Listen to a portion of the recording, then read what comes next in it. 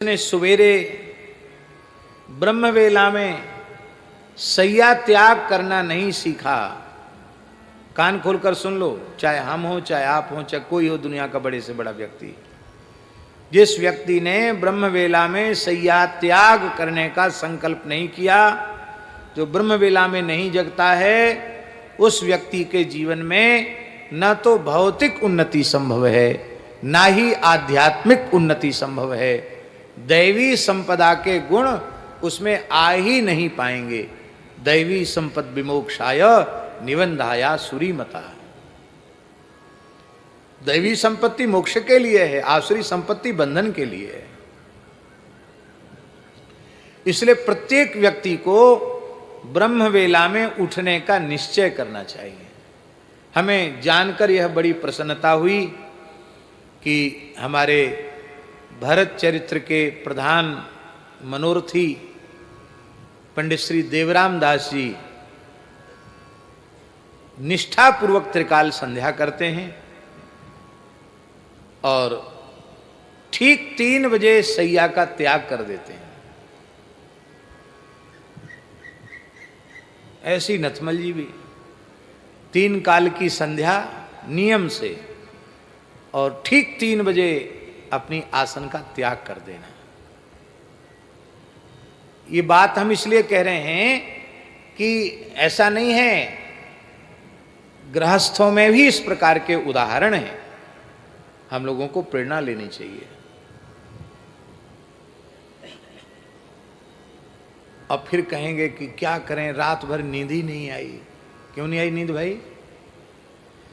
क्योंकि एक कुसंग को पाल रखा है। वो कुसंग का नाम है मोबाइल। उसकी रील ही खत्म नहीं होती, इतने उसमें छोटे छोटे तमाशे आते हैं, देखते चले जाओ। अब फिर जैसे अमल करने वाले को व्यसन लग जाता है, ऐसी मोबाइल रखने वालों को भी व्यसन लग जाता है।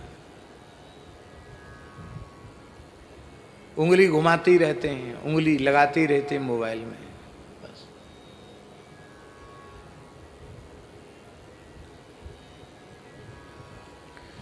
अब पूरी दुनिया इसी पर चल रही है। लोग अच्छा उपयोग भी कर रहे हैं तो कोई बात नहीं, नहीं हमारी चले तो हम तो इस उपकरण को ही बंद करवा दें। कहीं काम कैसे चलेगा? अरे भाई काम कैसे चलेगा? इतने पुरखा थे, उनका काम नहीं चलता था क्या? नहीं चलेगा तो नहीं चलेगा, क्या जरूरत है चलने की आवश्यकता क्या है? न चले। संसार नाशवान है और यहाँ की कोई भी उपलब्धि उसका कोई महत्व नहीं है, तो न चले तो न चले। पर हम लोगों को इतना अधिक लगाव है संसार से कि भगवान का भजन होए न होए, संसार का व्यवहार बिल्कुल चलना चाहिए, ठीक ठाक चलना चाहिए।